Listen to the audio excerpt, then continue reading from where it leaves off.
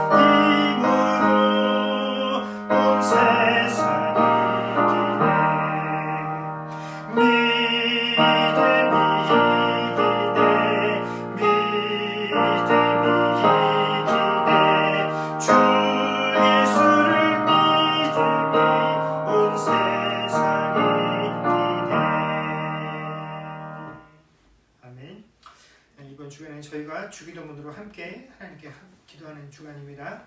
주기도문으로 함께 기도하시겠습니다. 하늘에 계신 우리 아버지여, 이름이 거룩히 여김을 받으시오며 나라에 임하옵시며 뜻이 하늘에서 이루어진 것 같이 땅에서도 이루어지리이다. 오늘날 우리에게 일용할 양식을 주옵시고 우리가 우리에게 죄 지은 자를 사하여 준 것 같이 우리 죄를 사하여 주옵시고 우리를 시험에 들게 하지 마옵시고 다만 악에서 구하옵소서. 대개의 나라와 권세와 영광이 아버지께 영원히 있사옵나이다. 아멘. 하나님 말씀 보겠습니다. 하나님 말씀은 다니엘서 4장 28절에서 37절까지 말씀입니다. 다니엘 4장 28절에서 37절까지 말씀을 제가 봉독하겠습니다. 이 모든 일이 다 느부갓네살 왕에게 임하였느니라. 12달이 지난 후에 내가 바벨론 왕궁 지붕에서 거닐새 나 왕이 말하여 이르되 이 큰 바벨론은 내가 능력과 권세로 건설하여 나의 도성으로 삼고 이곳으로 내 위엄의 영광을 나타낸 것이 아니냐 하였더니 이 말이 아직도 나 왕의 입에 있을 때에 하늘에서 소리가 내려 이르되 느부갓네살 왕아 내게 말하노니 나라의 왕위가 내게서 떠났느니라.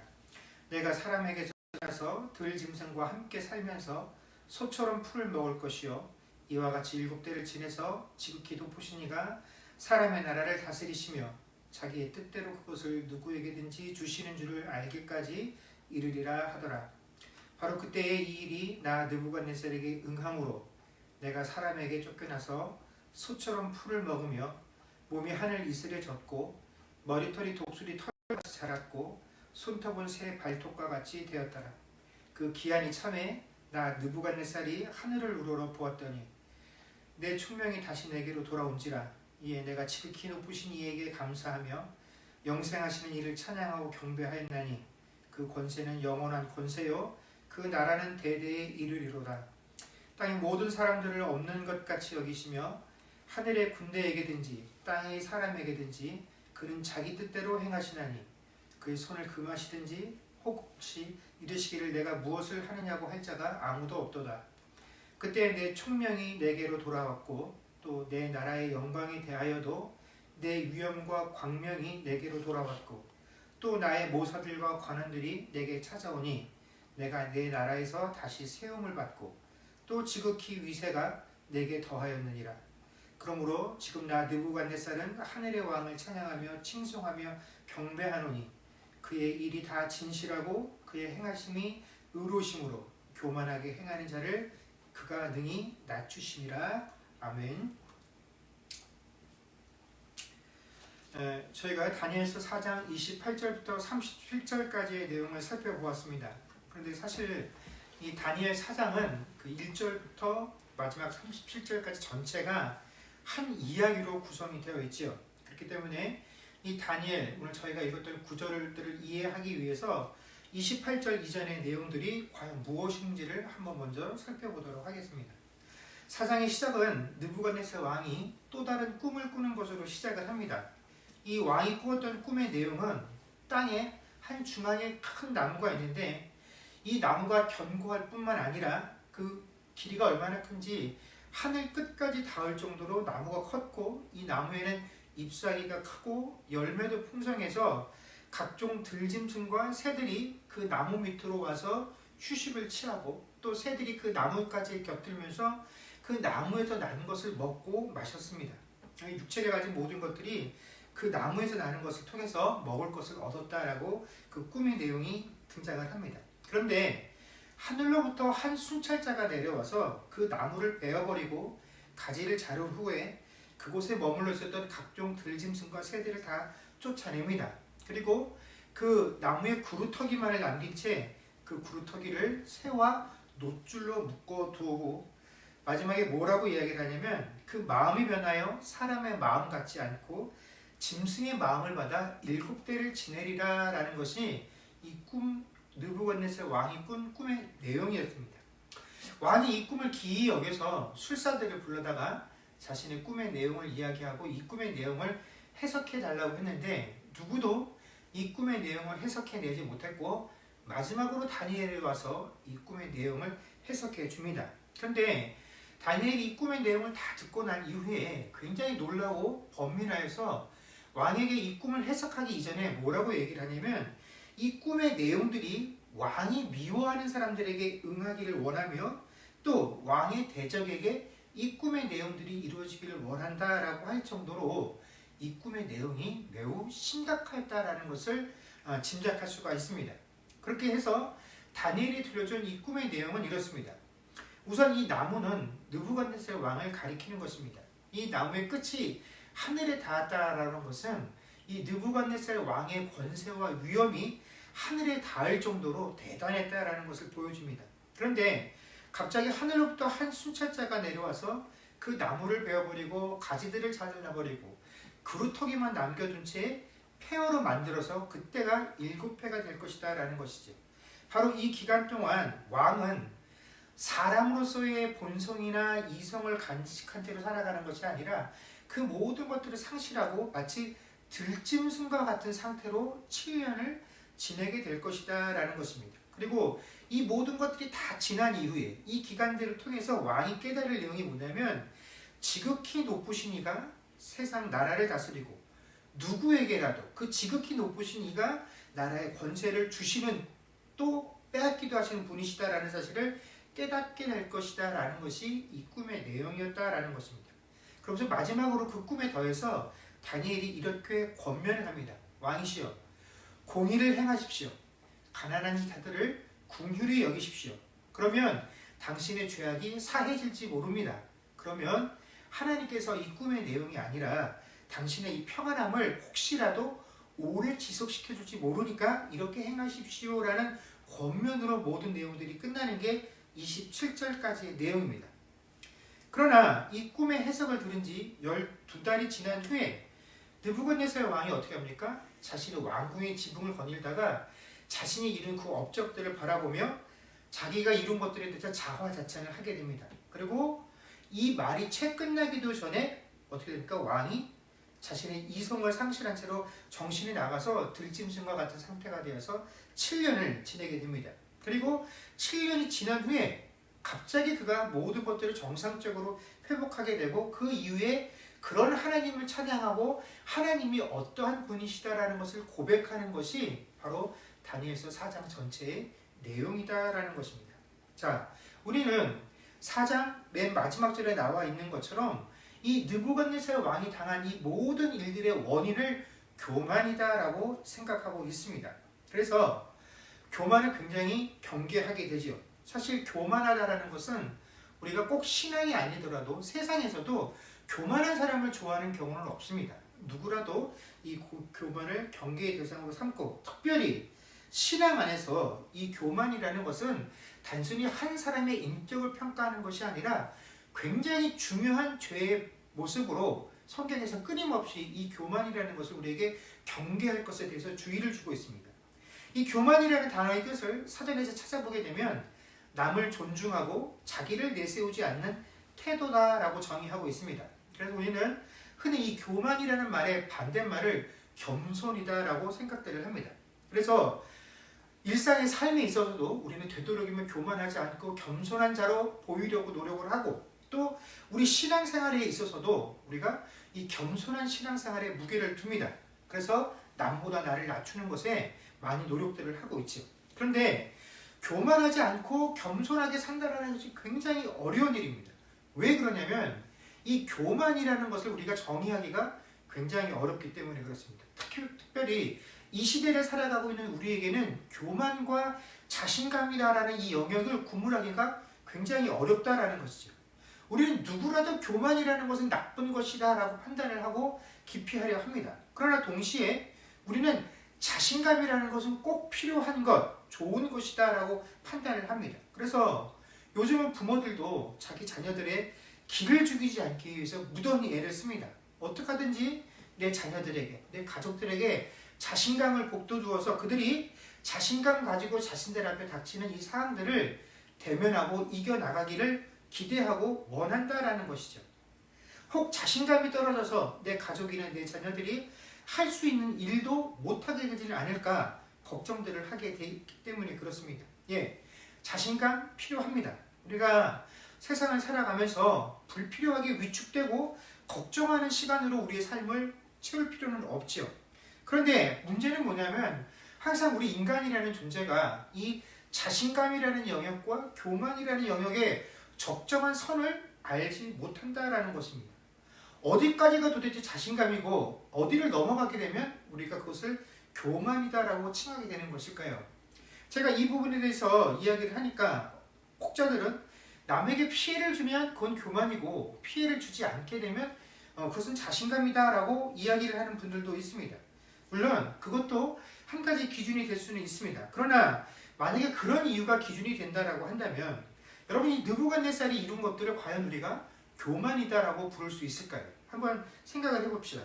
우리가 대제국을 이루기 위해서는 다른 나라들을 침략을 하고 그 과정에서 수많은 사람들의 생명을 죽이기도 하고 남의 것을 약탈하게 되는 그런 과정들을 겪게 됩니다. 그렇기 때문에 침략을 받고 자신의 것을 빼앗기는 그런 사람들의 입장에서 보면 이 느부갓네살이 이룬 것들은 분명히 큰 재앙입니다. 결코 칭송받을 수 없는 내용이죠. 그러나 그 나라 사람들에게는 어떻겠습니까?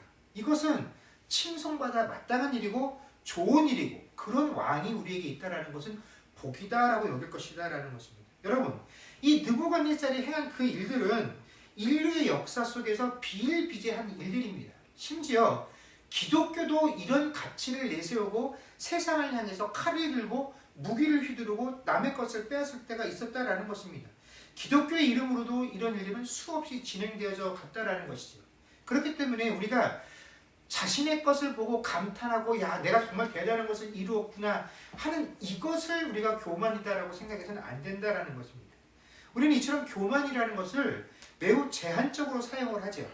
우리가 생각하는 교만이란 주로 많이 가진 사람들이 자기가 가지고 있는 권세, 능력들을 자랑하는 것으로 이해를 합니다. 그러나 교만이라는 것이 우리가 흔히 생각하는 것처럼 내가 가진 것을 자랑하는 행위다라고 한다면 여러분 세상에서 교만 때문에 걱정하고 교만할 거야 라는 그 행위로 걱정하고 우려하는 사람은 별로 많지 않을 것입니다. 그 교만이라는 것과 훨씬 거리가 먼 사람이 이 세상에 더 많을 것입니다. 여러분 우리만 한번 생각해 보십시오.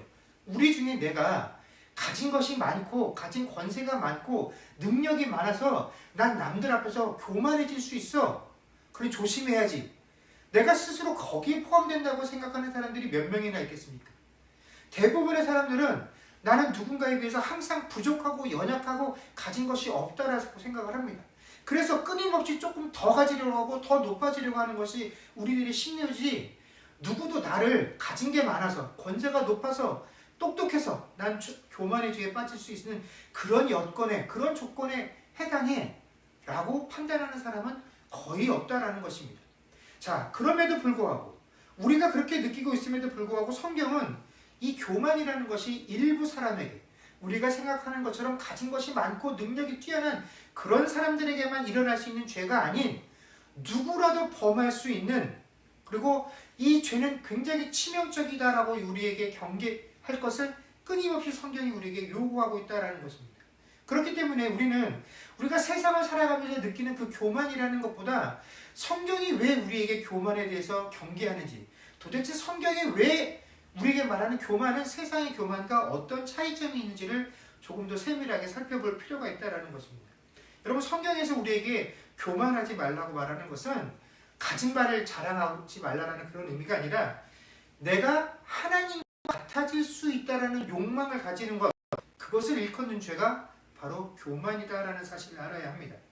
여러분 에덴 동산에서 하와가 선악을 알게 하는 나무의 열매를 따먹은 결정적인 이유가 무엇입니까? 그것은 뱀이 네가 그 열매를 먹게 되면 하나님과 같아질 수 있다라고 유혹을 했기 때문에 그 뱀의 말에 넘어가서 선악을 알게 하는 나무의 열매를 먹게 되었다라는 것이죠. 이 교만한 것이 바로 하나님의 말씀도 불순종하게 만드는 담대함을 갖게 만든다라는 것입니다.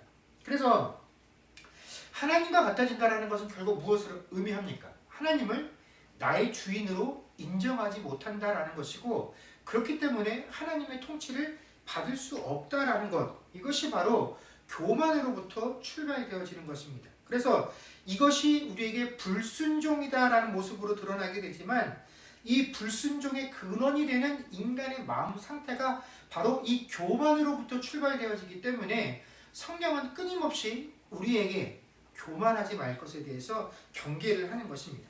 여러분, 이처럼 교만이라는 것은 내게 있는 것을 단순하게 자랑하는 것이 아니라 피조물로서의 나의 존재 목적, 그리고 내가 가지고 있는 그 한계를 제대로 보지 못하게 하는 것에서부터 시작되어지는 것이 바로 교만인 것입니다. 나 스스로를, 우리 이 인간이라는 존재를 지금 내가 처해 있는 사실보다 더 괜찮은 존재, 그럴싸한 존재, 능히 옳은 것을 행할 만한 능력이 있는 존재, 선과 악을 제대로 구분할 수 있는 존재, 우리의 삶과 미래를 더욱더 좋은 길로 인도할 수 있으며 세상에 선한 영향을 끼칠 수 있는 존재로 여기게 만드는 것들이 다 무엇에서부터 나오는 것입니까? 교만으로부터 나오는 것이다 라는 것입니다. 그런데 사람이 이것을 내가 그렇게 할 수 있다라고 여기진 않죠. 사람들은 내가 이렇게 될 수 있는 것을 다른 것에서부터 빌려옵니다. 그것이 뭐냐면 인간은 교육을 통해서 이것이 가능할 수 있다라고 여깁니다. 경험을 통해서 이렇게 할 수 있다라고 이야기들을 합니다.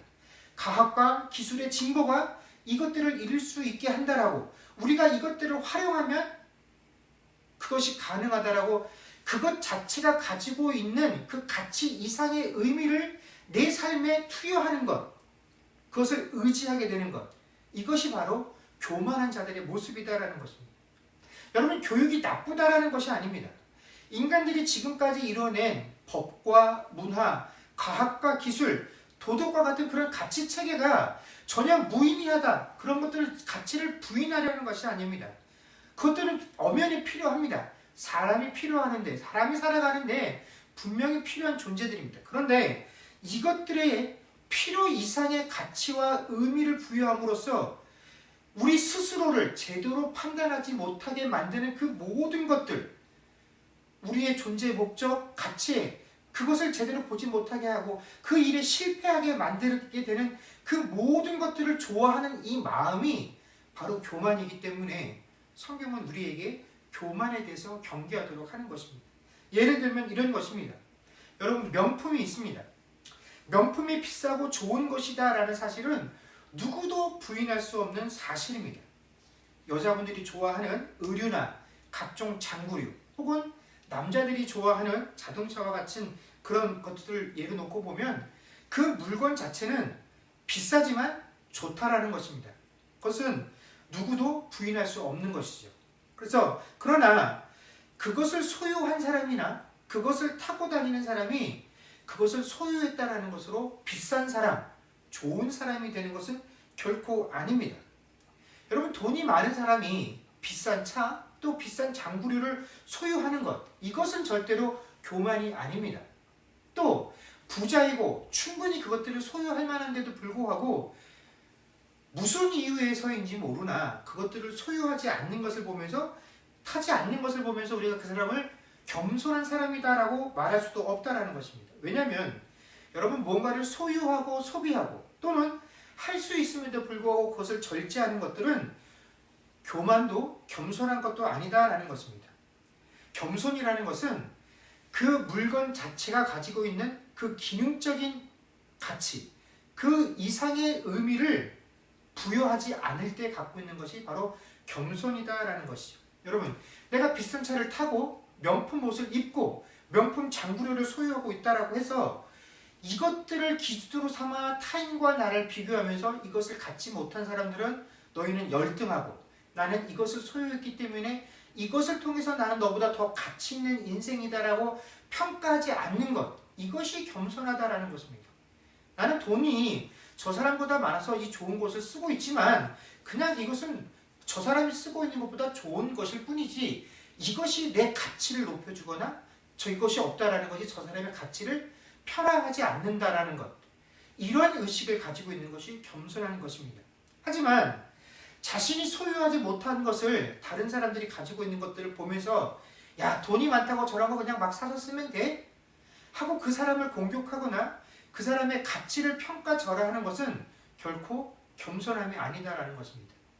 내가 돈이 없어서 그런 거 안 사는 거 아니야. 나는 그냥 안 사는 것이고 저 사람은 그냥 사는 것이고, 그것은 아무런 저 사람을 평가하고 판단하는데 근거나 기준이 되지 않는 것, 그것을 또 나 스스로에게도 적용해서 그것 때문에 내가 굴욕감을 느끼지 않게 되는 것, 이것이 바로 겸손의 참 모습이다라는 것입니다. 그렇기 때문에 내가 갖지 못한 것을 가진 누군가를 보면서 그 사람의 평가절하거나 시기하거나 폄하하는 것은 절제도 아니고 이것은 겸손도 아니라 본질적으로 교만과 똑같은 것입니다. 왜냐하면 그것 이상의, 그 본질 이상의 의미를 부여하고 있기 때문에 바로 그것은 교만과 본질적으로 똑같다라는 것이죠. 여러분, 성경은 우리에게 인간은 분명히 죄인이라고 가르치고 있습니다.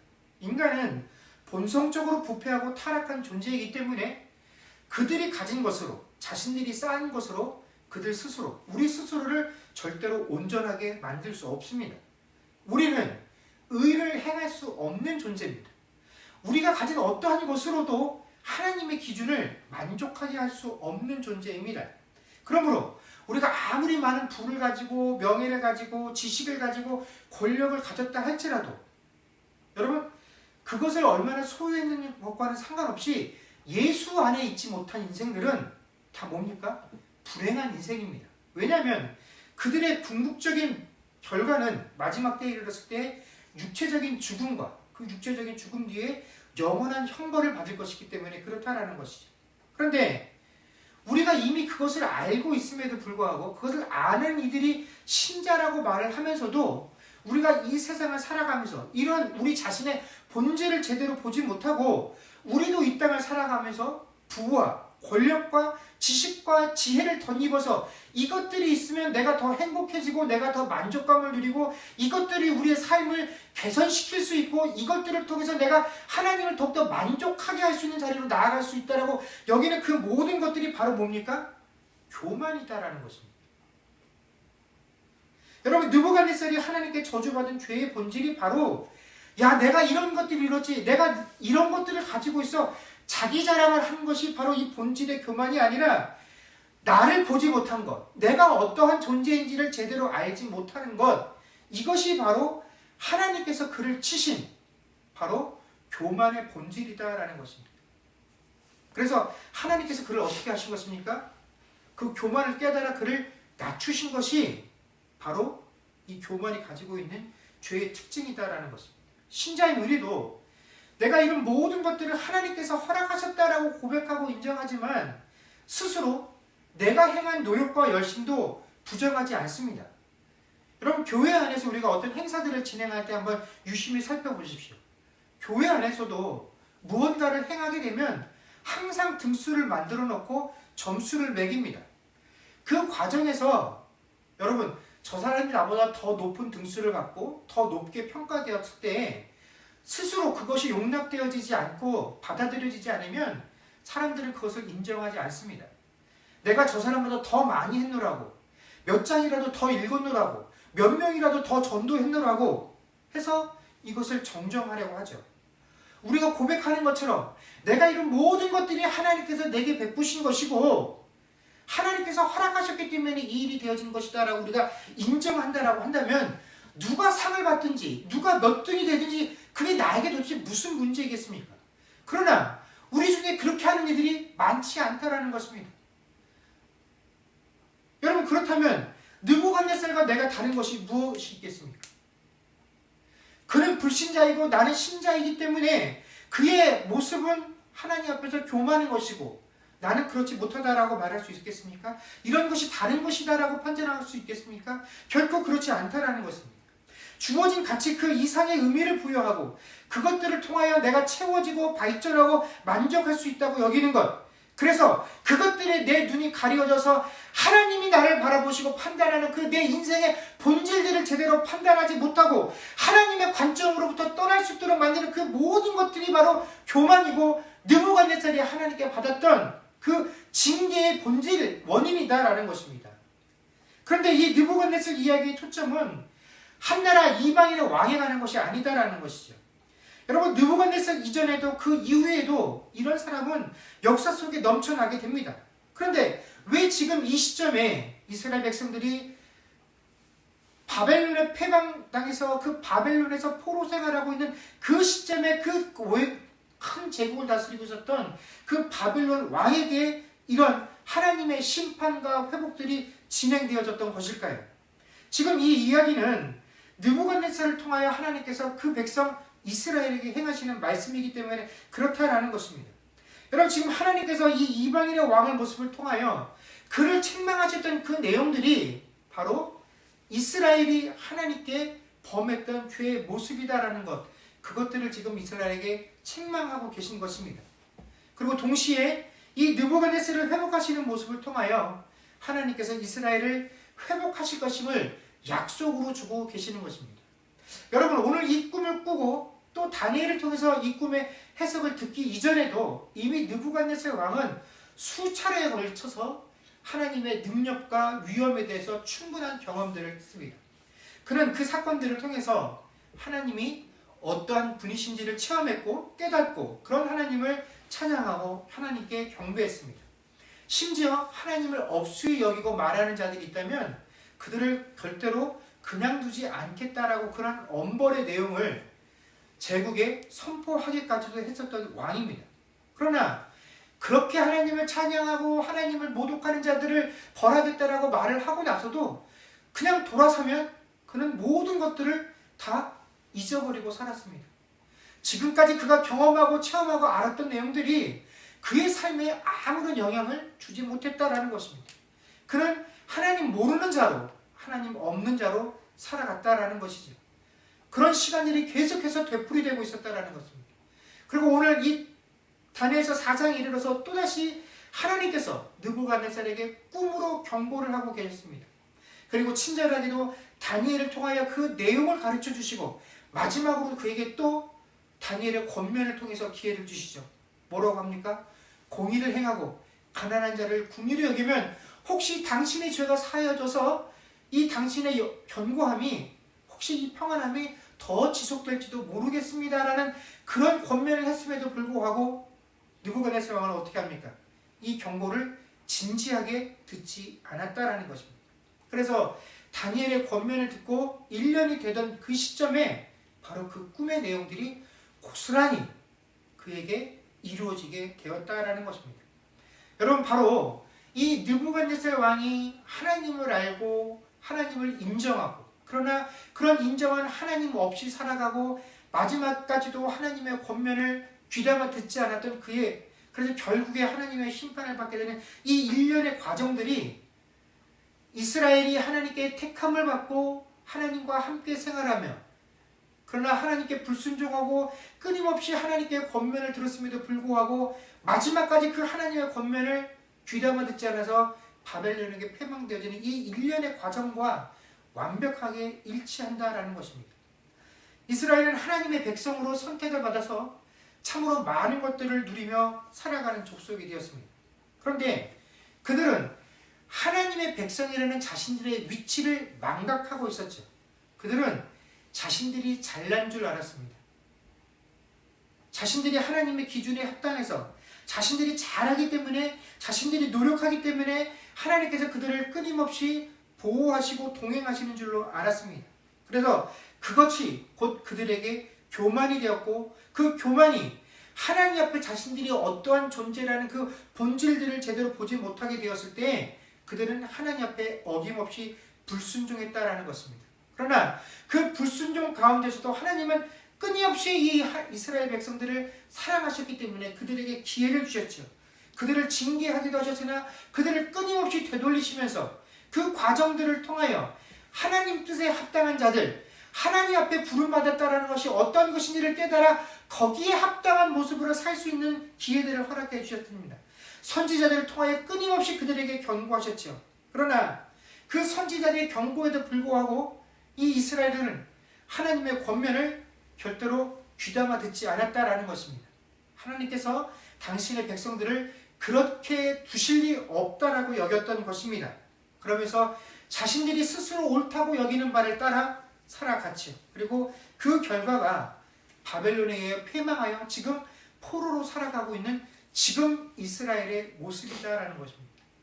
지금 이 모든 과정들은 신실하신 하나님께서 이스라엘 백성들에게 하셨던 그 약속, 너희가 계속 이렇게 하면 너희가 가나안 땅에서 저주받아 이곳에서 버림받고 쫓겨나게 될 것이라는 그 하나님의 약속을 이루신 것입니다.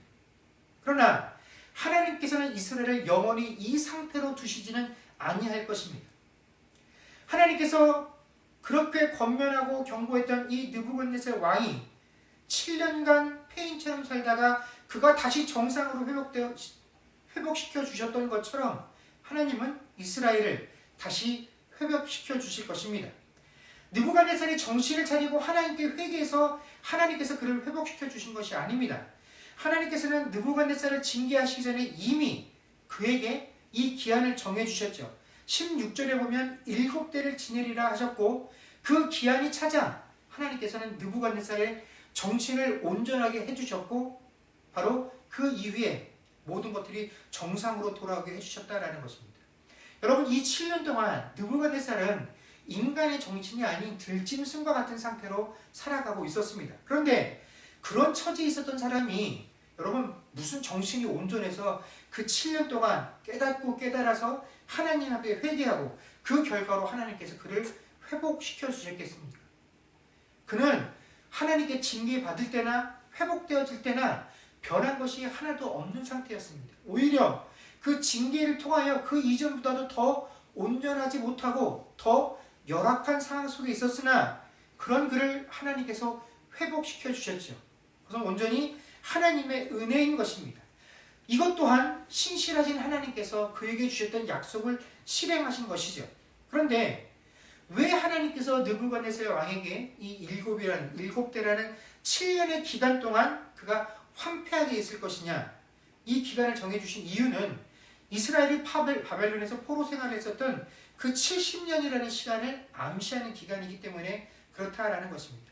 하나님께서 느부갓네살 왕에게 이미 정하신 그 기간 동안 그가 들짐승과 같은 상태로 지낼 것을 약속하시고 예언하셨던 것처럼 이스라엘도 하나님께서 정하신 때가 되면 모든 것을 회복하여 모든 것이 정상적으로 되돌아질 것을 맞이하게 될 것이다 라는 그것을 바로 이 느부갓네살 왕의 사건을 통하여 이스라엘 백성 중에게 보여주고 계신 것입니다.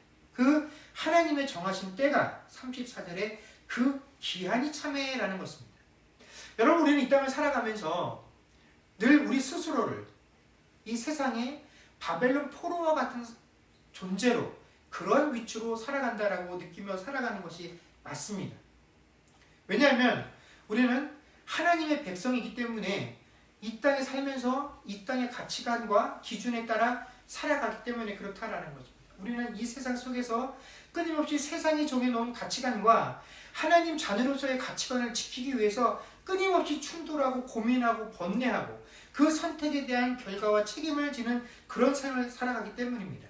언제라도 우리는 속히 하나님께서 우리의 모든 것들을 회복시켜주는 때가 이르기를 원합니다. 그러나 우리는 그것을 바라고 소망하며 살아가긴 하지만 그 때가 언제인지 정확히 그 하나님이 정하신 때를 알지 못한 채로 살아간다라는 것이죠. 그렇기 때문에 이 말씀, 이 약속을 듣고 있었던 이 시점에 이스라엘 백성들이 여전히 절망스러운 포로 생활을 했던 것처럼 우리도 약속을 가지고 이 땅을 살아가고 있으나 우리는 여전히 절망스러운 포로와 같은 심정으로 이 세상을 살아가고 있는 것이 사실입니다. 그렇다면 여러분, 과연 이 세상 속에 살아가는 우리에게는 소망이 없는 것일까요? 여러분, 포로 생활 당시에 있었던 이스라엘 백성들은 그들이 포로 생활에 들어가게 된 것은 온전히 그들이 하나님께 불순종하였기 때문에 그 죄의 결과로 인해서 포로 생활에 접어들게 된 것입니다. 그리고 포로 생활에 있었던 그들은 더 이상 하나님께 제사를 지낼 수 없었기 때문에 그 제사 제도를 통하여 죄사함을 받을 수 없는 그런 상황에 처해 있었습니다.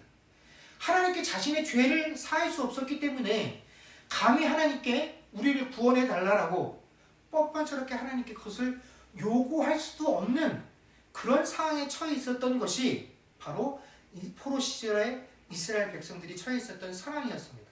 그런데 그런 상황임에도 불구하고 하나님께서는 너희의 죄가 꽉 차서 너희의 죄를 사하려면 제사를 드려야 되는데 제사를 드리지 못했기 때문에 내가 너희를 구원할 수 없어. 너희 죄를 사하여 줄 수 없어. 라고 하시지 않으셨다라는 것입니다. 너희의 죄는 그대로 있고 그 삶 속에서 끊임없이 너희의 죄가 더하고 있으나 그런 것과는 상관없이 내가 너희를 사랑하기 때문에 내가 이미 너희를 향한 약속이 있기 때문에 그 약속의 기한이 차면 내가 너희를 구원할 것이다 라는 것이 바로 이 메시지를 통하여 하나님께서 우리에게 알려주시는 것입니다. 그리고 그 약속은 이미 이루어진 것이다 라는 것을 우리가 역사를 통하여 확인하고 있습니다. 사랑하는 성도 여러분, 오늘날 우리가 겪고 있는 이 코로나라고 하는 이 특별한 사태는 사실 어느 한 나라로부터 근원이 되었다라고 우리가 알고 있습니다. 그러나 여러분, 우리가 겪고 있는 이 어려움의 사태가 결코 어느 한 나라, 어느 한 민족에게만 그 책임을 물을 수 있는 것은 결코 아닙니다. 그들로 인해서 촉발되어진 것은 사실이나 이 일이 촉발되어지기 전까지 이 세상이 그동안 인간들의 욕심들을 가득 차서서 만들어진 결과이고 그 인간들의 욕심 안에는 분명 우리 그리스도인들의 교만함이 자리 잡고 있었다라는 것입니다. 그래서 그 결과 지금 우리는 인간적인 이성들이 통치하는 것이 아닌 마치 정상적인 사람들이 아닌 들짐승과 같은 그런 품성과 인성들을 가진 그런 시대를 살아가고 있다는 것입니다. 그러나 여러분, 분명한 것은 하나님께서 정하신 그 기한이 차면 하나님께서는 이 모든 것을 회복시키실 것입니다. 우리가 하나님께서 정하신 그 기준에 합당하여서가 아니라 이것이 우리를 회복시키실 것이다라는 것이 그 백성을 향한 하나님의 약속이기 때문에 그렇다라는 것입니다. 그래서 이 모든 것이 이전과 같은 모습으로 돌아가게 될 때 이 세상을 향한 하나님의 은혜는 바로 하나님의 백성인 우리를 향한 하나님의 약속, 그래서 우리를 통하여 세상이 복받는다라는 것이 바로 이런 의미를 가지고 있다라는 것입니다. 우리를 향한 그 은혜의 약속을 이루시기 위해서 하나님이 세상을 회복시키신다라는 것입니다. 비록 그 기한이 언제인지 우리는 알 수 없으나 우리의 하나님은 당신의 약속을 반드시 이루시는 신실하신 하나님이시다라는 것이 성경이 우리에게 주는 약속입니다. 그러니 우리 그 신실한 하나님을 믿어 은혜의 소망 중에서 살아갈 수 있는 저와 여러분들이 될 수 있기를 주의 이름으로 간절히 축원합니다. 기도하겠습니다. 그렇습니다. 주님, 오늘 느부갓네살은 그의 교만함으로 인하여 7년간 인간이 아닌 들짐승과 같은 모습으로 살아가게 되었습니다. 그리고 하나님께서 정하신 그 기한이 참에 그는 모든 것들을 회복하게 되었고 그는 온전한 정신을 가지고 그 하나님을 찬양하고 그 하나님께서 어떠한 분이신지를 고백하고 있습니다. 하나님께서는 이스라엘 백성들이 바벨론의 포로로 살아가고 있는 이 시점에 왜 이스라엘 백성들을 향하여 그들을 통하여 하나님의 메시지를 전달하는 것이 아니라 이스라엘을 패망시키고 그들을 다스리고 있었던 이방인 왕에게 임하셔서 그를 통하여 이스라엘 백성들에게 메시지를 던져주고 계실까요? 우리는 이 느부갓네살은 이방인이기 때문에 하나님께 징계받는 것을 당연한 것으로 여기고 그가 저지른 죄는 우리가 저지른 죄와 똑같다 할지라도 더 큰 가치를 부여해서 벌 받을 수밖에 없어. 당연해, 마땅해. 그러나 우리는 아니야. 왜? 하나님의 자녀이기 때문에 라고 하는 그 본질적인 태도가 얼마나 잘못된 것인지를 우리에게 깨닫게 하기 위해서 바로 그 느부갓네살을 이스라엘 백성들과 동일화시켜서 이스라엘 백성들에게 말씀해 주고 계십니다. 하나님, 지금 이 시대를 살아가고 있는 우리 역시 느부갓네살의 죄는 나쁘다라고 판단합니다. 그러나 우리가 가지고 있는 것은 교만이 아니라 자신감이다라고 평가하고 우리는 이 자신감을 가지고 세상에서 살아가야 한다라고 여깁니다. 그래서 그 자신감을 여길 수 있는 많은 수단과 도구와 방법들을 찾고 소유하고 또 그것들을 소유하기 위한 방법들을 찾고자 애쓰고 노력하며 그것을 달인하고 하나님께 부르짖는 그런 시대를 찾고 있습니다. 하나님, 그러나 그것이 잘못되었노라고 그것이 바로 교만이다라고 하나님께서 우리에게 말씀해 주고 계십니다. 우리에게는 그 모든 것들, 그것이 부요, 명예요, 권력이요, 지식이요, 경험이며 참으로 때로는 좋은 인간의 인성이다라고 할지라도 그것들 가지고는 절대로 우리의 본질을 판단할 수 없습니다. 그것들 가지고 우리의 죄를 없앨 수도 없고 우리를 하나님께 더욱더 가까이 나아가게 할 수도 없고 그것들을 통하여 하나님의 일을 감당할 수도 없습니다. 그런데 이것들을 통하여 우리가 뭔가를 할 수 있다고 여기며 그것들을 끊임없이 추구하고 그것들을 내 인생에 덧입히려고 하는 그런 모든 노력들, 그래서 내가 그것들을 더 많이 소유하고 있기에 그것들로 인하여 안심할 때 그 모든 것들이 다 교만인 것입니다. 세상이 이루고 세상이 쌓은 것들, 그것들 가지고 하늘나라에 절대로 들어갈 수 없습니다. 그것들 가지고 하나님 만족시킬 수 없습니다. 그것들 가지고 하나님께서 세우신 문을 통과할 수 없습니다. 우리가 하나님 앞에서 내가 얼마나 큰 죄인이고 날마다 하나님 말씀 가운데 나를 쳐서 복종시키지 아니하면 그 문을 통과할 수 없는 존재라는 사실들을 깨닫지 못하고 그것들을 깎아내지 아니하나 우리는 하나님 앞에 설 수 없는 존재입니다. 그것들을 깨닫는 자들 되게 하여 주시옵소서. 그것들을 모르면 우리는 누구라도 다 교만한 자입니다. 가난해도 올바른 판단력을 가지고 있어도 좋은 품성을 가지고 있어도 우리는 교만한 자들이 될 수밖에 없습니다. 하나님, 그러한 자들 되게 하지 않게 하여 주시옵소서. 그런 하나님께서 우리에게 이 말씀을 통하여 경고하고 권면하십니다. 공의를 행하고 가난한 자들 긍휼히 여기라. 이런 말씀들을 결코 귓등으로 듣지 않는 자들, 우리의 마음판에 새기는 자들 되게 하여 주시옵소서. 지금 우리가 이스라엘 백성들이 바벨론 포로 시대와 같은 시대를 살아갔던 것만큼이나 우리가 이 시대에 하나님 자녀로서 이 세상에 사단의 포로된 자로 살아가고 있습니다. 끊임없이 세상의 가치관과 기준들과 하나님 자녀로서의 가치관과 기준들을 가지고 살아가면서 부딪히고 살아갑니다. 하나님 자녀로서의 결정들을 했을 때 그 결정에 대한 선택에 대한 결과를 책임지며 살아가는 그런 시대를 우리가 살아가고 있습니다. 하나님, 두렵고 떨립니다. 그러나 하나님께서 정하신 그 기한이 참에 모든 것들을 회복시키실 것입니다. 비록 그 기한이 언제인지는 우리가 알지 못하나 신실하신 하나님께서 우리에게 주신 약속은 분명히 이루어진다는 우리가 사실을 깊이 깨닫고 믿어 하나님, 이 어두운 세상 가운데서도 그 하나님으로 인하여 소망을 가지고 살아갈 수 있는 주의 백성들 되게 하여 주옵소서. 감사드리며 우리 주 예수님의 이름으로 기도드립니다. 아멘. 오직 주의 은혜로 찬양하겠습니다.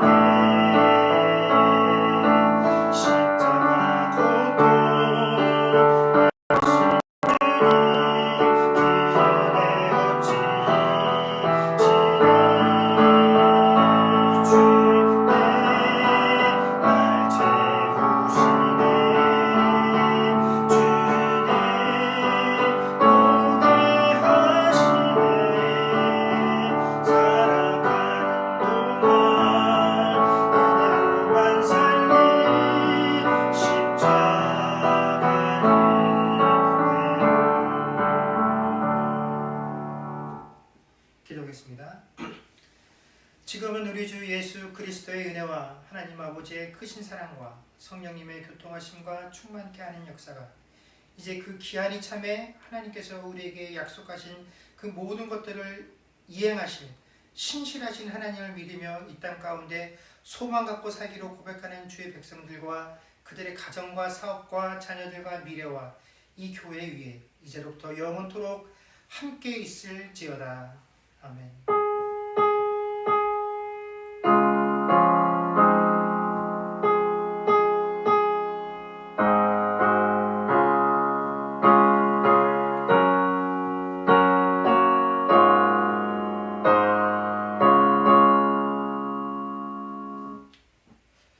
감사합니다. 예배를 마쳤습니다.